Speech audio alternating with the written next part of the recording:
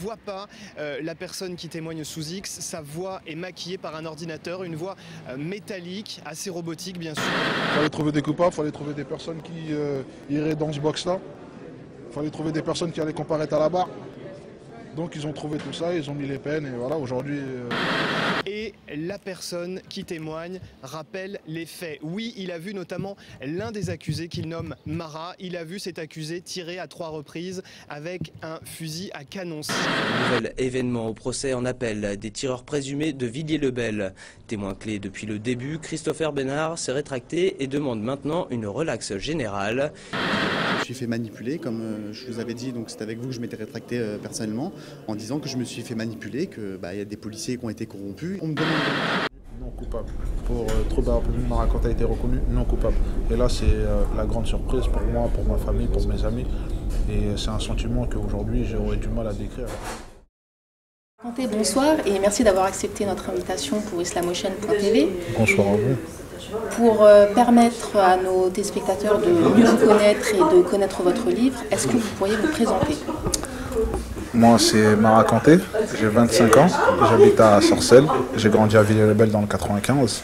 Je suis le co-auteur du livre qui s'appelle Préjugés coupables, Villiers-le-Bel, une vie après les émeutes, un livre que j'ai co-écrit avec la journaliste du Parisien, Aurélie Foulon. Donc on va replacer un petit peu le contexte. À 20 ans, vous êtes victime d'accusations et de diffamations. Comment est-ce que vous avez vécu cette chose?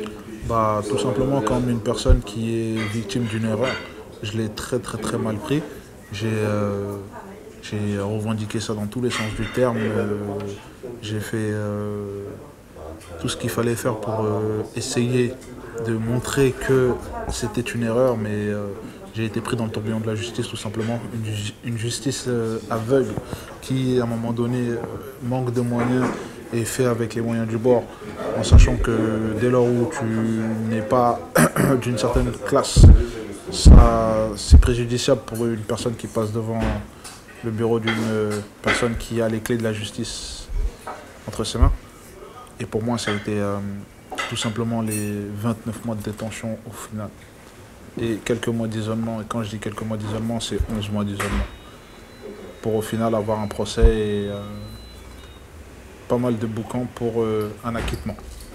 Donc on va revenir sur votre livre. En novembre 2012, vous sortez le livre Préjugés coupables. Est-ce que vous pourriez nous dire comment il a été accueilli par le public de manière générale et plus précisément par la banlieue, par les jeunes de banlieue?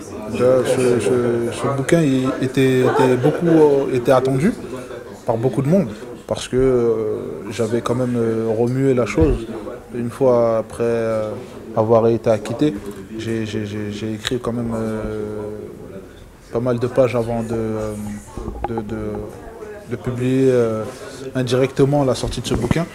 Et j'ai fait pas mal d'interviews en disant aux gens que voilà, je préparais un bouquin, qu'il fallait que je trouve un éditeur et tout.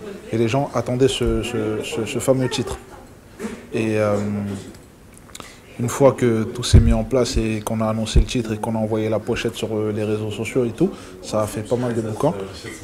Beaucoup, après lecture de ce bouquin, ont vu un autre personnage en moi.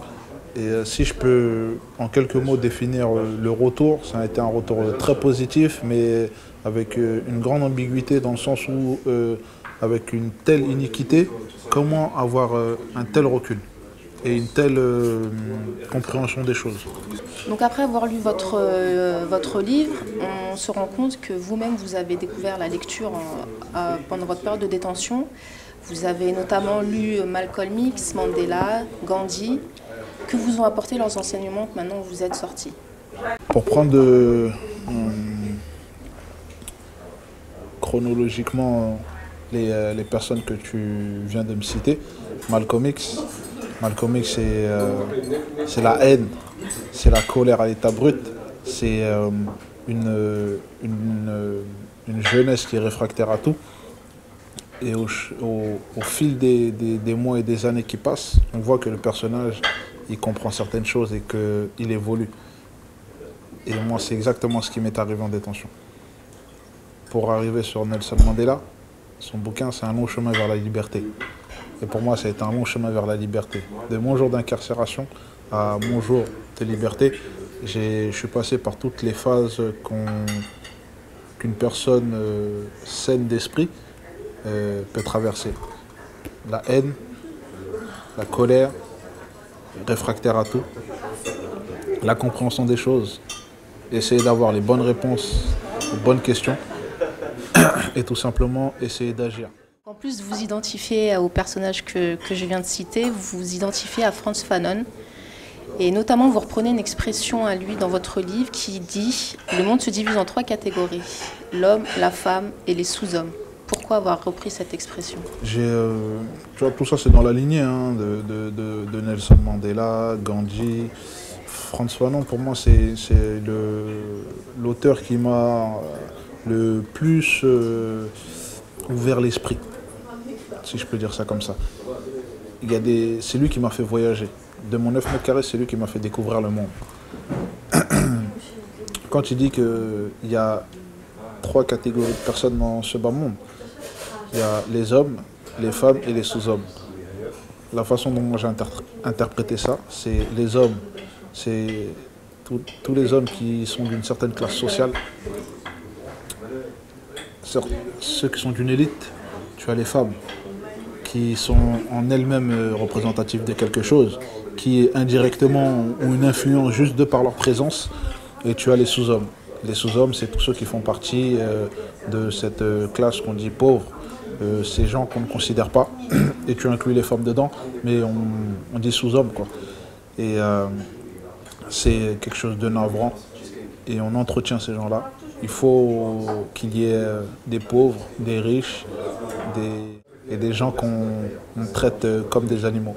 Et donc la 3e classe, c'est celle des sous-hommes qu'on traite comme des animaux, tout simplement. Et ce soir, vous vous sentez homme ou sous-homme? Moi, je me sens homme, je me suis toujours senti homme. On m'a traité comme un animal en cage, mais je me suis toujours senti homme. Pas un moment je me suis dit, eux, ils prendront le dessus sur moi. Et donc, dès lors où tu penses comme ça, tu as une certaine croyance. Moi, je suis musulman et Allah n'impose pas ce que tu ne peux pas supporter.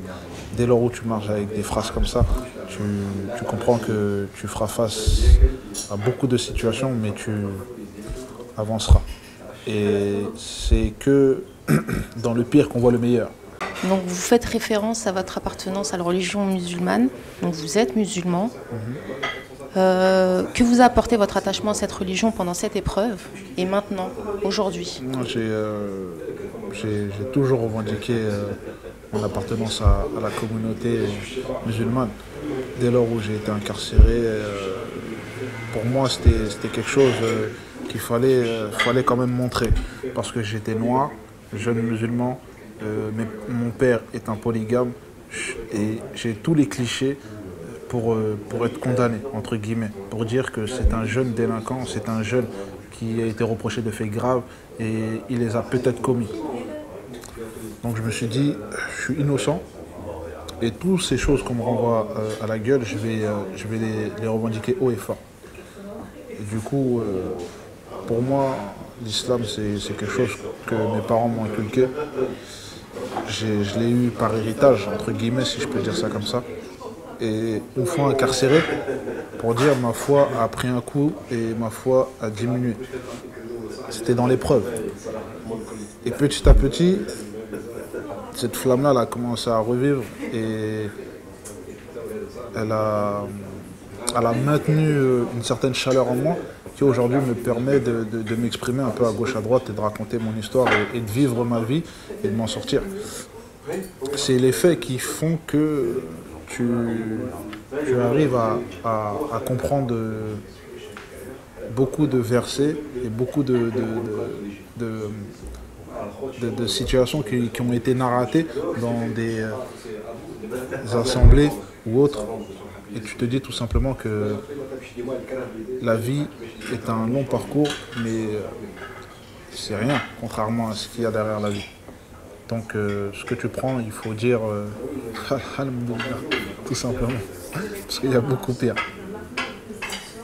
À la fin de votre livre, vous concluez en disant que vous vous cherchez encore, Est-ce que vous pourrez nous parler un petit peu de vos projets personnels et professionnels, s'il y a? C'est en fait un long chemin vers la liberté qui m'a emmené, comme disait Mandela, qui m'a emmené à une certaine réflexion et à un certain chemin. Et le chemin que j'ai pris aujourd'hui, c'est plutôt travailler dans le social, essayer d'avoir une certaine compétence pour être éducateur. Et c'est mon parcours qui a fait que j'en arrive à ce chemin-là. Mais il y a quelques mois de ça, je ne pourrais pas répondre à cette question. On me disait, qu'est-ce que tu voulais faire? Je répondais, c'est comme mettre un bateau au milieu de l'océan et dire, va en Afrique. Pour moi, c'était flou. Et aujourd'hui, c'est mon expérience que je veux partager. J'ai repris l'école tout simplement. Et je pense que c'est le seul moyen pour pouvoir être maître de son destin. Donc vous étiez destiné à une carrière de footballeur. Aujourd'hui, c'est quelque chose qui est révolu. Est-ce qu'un jour, dans d'autres conditions, vous reviendrez au foot? Quelque chose qui est dans un coin de ma tête, ça reste ma passion, le football. Et si je peux en vivre, pourquoi pas? Ça serait avec le plus grand plaisir du monde que je reprendrai le football. Et si ça reste qu'un plaisir, je le pratiquerai de tout mon cœur, tout simplement. Donc bien entendu, on encourage les téléspectateurs à se procurer votre livre et à le lire.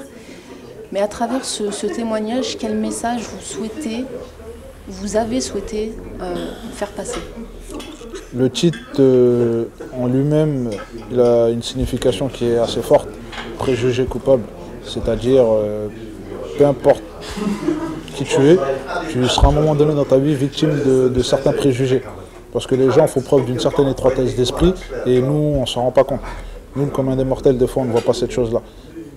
Il faut avancer dans la vie, peu importe les épreuves. Il faut avoir une certaine discipline avec soi-même. Il faut croire en quelque chose et il faut avancer. Peu importe ce qui peut tomber, parce qu'on est à l'abri de rien du tout. Il faut avancer. Il faut croire en l'avenir, il faut croire en l'être humain et il faut croire en ce qu'il y a au-dessus de nous. Allah subhanahu wa ta'ala. Donc on peut lire le titre de votre livre au pluriel. Donc d'après vous, nous sommes tous des préjugés coupables. On fait préjugés coupables. En tout cas, on est tous victimes de préjugés. On est tous victimes de préjugés et le coupable.